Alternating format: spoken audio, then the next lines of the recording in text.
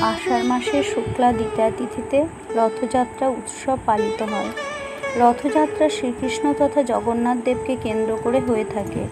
এই রথযাত্রাকে কেন্দ্র করে একটি পুরানো ইতিহাস আছে।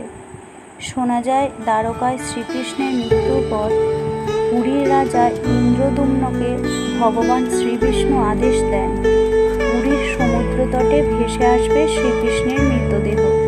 রাজা যেন কৃষ্ণের অস্থি সংগ্রহ করেন এবং শ্রীকৃষ্ণের কাঠের মূর্তির অভ্যন্তরে অস্থি গচ্ছিত রাখেন এবং বরদাদা বলরাম ও বোন সুভদ্রার কাঠের মূর্তিও তৈরি করে স্থাপন করেন।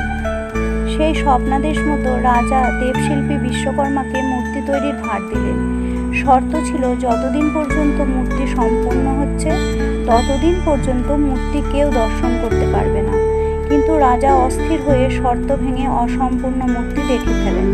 তখন বিশ্বকর্মা বিরক্ত হয়ে সেই অসম্পূর্ণ মূর্তি রেখেই চলে গেলেন।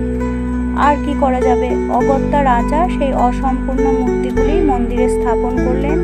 আর তারপর থেকে রথযাত্রার মধ্য দিয়ে জগন্নাথ দেবের অর্চনায় মেতে উঠল নীলাচল ধাম তথা জগৎবাসী।